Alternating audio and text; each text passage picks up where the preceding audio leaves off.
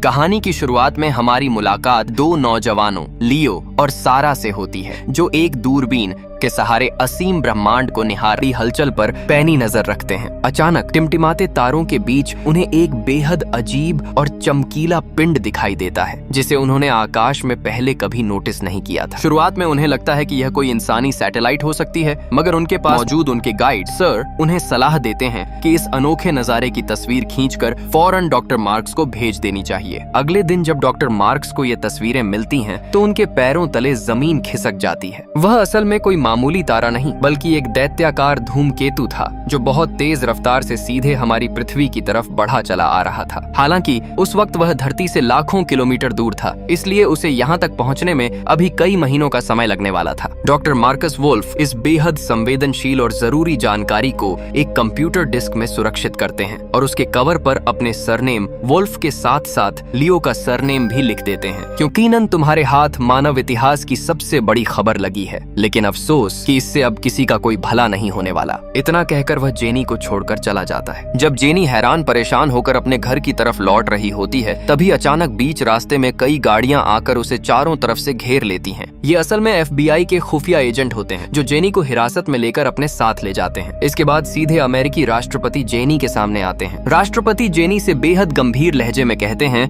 कि तुम्हें जो कुछ भी भनक लगी है, उस खबर को तुम अभी मीडिया में फ्लैश नहीं करोगी। इस गोपनीयता के बदले में 2 दिनों बाद व्हाइट हाउस में जो इमरजेंसी प्रेस कॉन्फ्रेंस होने वाली है, उसमें तुम्हें दूसरी रो में VIP सीट दी जाएगी। किसी भी पत्रकार के करियर के लिए यह एक बहुत बड़ा मौका था, इसलिए जेनी इस सौदे के लिए तैयार हो जाती है। मगर घर लौटने के बाद वह एलन के उसे एक चौंकाने वाला सच पता चलता है कि सेक्रेटरी ऑफ ट्रीज एलन ने इस्तीफे के वक्त अपनी जिस पत्नी एली का जिक्र किया था, वह कोई महिला नहीं बल्कि ELE यानी एक्सटेंशन लेवल इवेंट का एक कोड नेम था। यह वही प्रलयंग पृथ्वी से डायनासोर पूरी तरह मिट गए थे और अब दोबारा मानव जाति के साथ ऐसा ही कुछ होने वाला था। वादे के मुताबिक 2 में शामिल होती है, जहां राष्ट्रपति पूरी दुनिया के सामने लाइव आकर यह खौफनाक सच बयां करते हैं। वे बताते हैं कि हमारी पृथ्वी पर अक्सर छोटे मोटे उल्कापिंड और चट्टानें गिरती रहती हैं, जिनका आकार किसी कार या हमारे हाथ के बराबर होता है, जिससे कोई बड़ा नुकसान नहीं होता। लेकिन इस बार जो कॉमेट पृथ्वी की तरफ बढ़ रहा है, उसका आकार माउंट एवरेस्ट से भी कहीं ज्यादा विशाल है। उसका कुल वजन लगभग 500 मिलियन टन है और अगर यह हमारी धरती से टकरा गया तो पूरी पृथ्वी का अस्तित्व हमेशा के लिए समाप्त हो जाएगा। वे आगे बताते हैं कि इस महाप्रलय से निपटने के लिए पिछले 8 महीनों से रूस और अमेरिका मिलकर अंतरिक्ष में दुनिया का सबसे विशाल स्पेस स्टेशन तैयार कर रहे हैं। अब से ठीक 2 महीने बाद पृथ्वी से जांबाज अंतरिक्ष यात्रियों की एक विशेष टीम उस स्पेस स्टेशन के जरिए अंतरिक्ष में जाएगी और उस काल बन चुके धूमकेतु का रास्ता बदलने की कोशिश करेगी। युवा लियो का भी विशेष आभार व्यक्त करते हैं। वे कहते हैं कि सबसे पहले इन दोनों ने ही इस आसमानी आफत को देखा था, मगर दुर्भाग्य से एक कार एक्सीडेंट में दोनों की मौत हो गई। हालांकि हलामत था, जिसके बारे में सरकार को कोई अंदाजा नहीं था। दरअसल उस रात हुए कार हादसे में डॉक्टर मार्कस की गाड़ी जिस दूसरी कार से टकराई थी, उसमें सवार ड्राइवर की मौत हो गई थी। सरकार ने गलती से उस मृत जाता है। पल भर में उसके घर के बाहर पड़ोसियों और मीडिया का भारी हुजूम इकट्ठा हो जाता है। लियो रातों रात एक सेलिब्रिटी बन चुका है, मगर वह इस खोज का पूरा क्रेडिट खुद न लेकर स्वर्गीय डॉक्टर मार्कस को देता है। वह मीडिया से कहता है कि मैंने इसे सिर्फ पहली बार देखा भर था, लेकिन इसकी असल खोज और इसकी भयावहता का पता डॉक्टर मार्कस ने ही लगाया था। कहानी के अगले हिस्से में हमें अंतरिक्ष का वो दृश्य दिखाया जाता है जहां एस्ट्रोनॉट्स की एक जांबाज टीम उस खतरनाक धूमकेतु की सतह पर सफलतापूर्वक लैंड कर चुकी है। वहां उतरते ही वे उसकी जमीन पर भारी मशीनों से ड्रिलिंग करना शुरू कर देते हैं, क्योंकि उनका प्लान सतह के अंदर कम से कम 100 मीटर गहरा गड्ढा करके वहां शक्तिशाली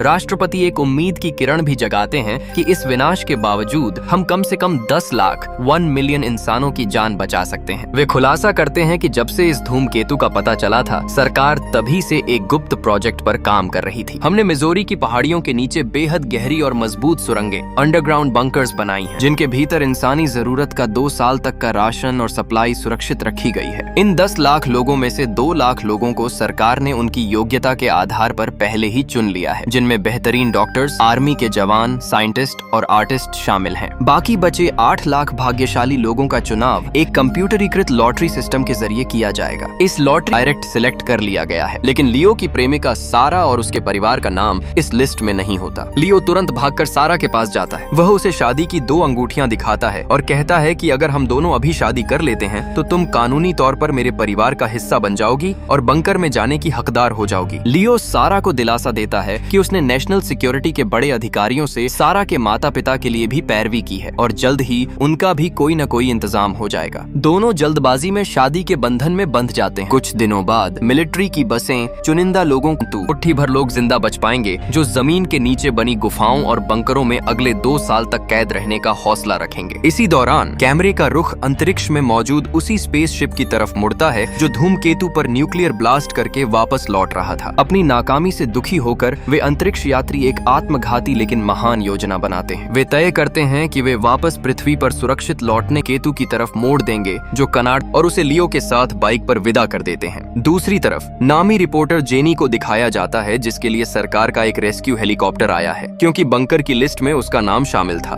मगर जेनी अपनी जिंदगी की आखिरी घड़ियों में एक महान त्याग कर छोटे बच्चे को उस हेलीकॉप्टर में बैठाकर सुरक्षित रवाना कर देती है और खुद अपने बूढ़े पिता से मिलने समुद्र किनारे बने उनके घर चली जाती है जिनसे वह कई सालों से किसी मनमुटाव की वजह से नाराज थी। मौत के मुहाने पर खड़े होकर वह अपने पिता से सारे गिले शिकवे मिटाकर उनके सीने से लग जाती है। ठीक इसी पल आसमान का रंग खूनी लाल हो जाता है और वह छोटा धूमकेतु आग के एक धकते हुए गोले की तरह समंदर की छाती में समा जाता है। समुद्र में गिरते ही एक ऐसा खौफनाक धमाका होता है जिसकी गूंज से पूरी धरती कांप उठती है। समुद्र से कई 100 फीट ऊंची पानी की दीवार हमेशा के लिए विलीन हो जाते हैं। पानी की यह विनाशकारी लहरें पल भर में बड़े बड़े महानगरों को तिनके की तरह बहा ले जाती हैं। लियो सारा और उसके छोटे भाई को लेकर तेजी से एक ऊंची और मजबूत पहाड़ी की तरफ बढ़ रहा होता है जहां उनके साथ कुछ और सर्वाइवर्स भी अपनी आखिरी उम्मीद लेकर चढ़ रहे होते हैं। तभी कहानी वापस अंतरिक्ष के उस भावुक कर देने वाले सीन पर पहुंचती है जहां एस्ट्रोनॉट्स की टीम मौत के उस बड़े धूमकेतु के बिल्कुल करीब पहुंच चुकी है। धमाके से चंद मिनट पहले सभी अंतरिक्ष यात्री वीडियो कॉल के जरिए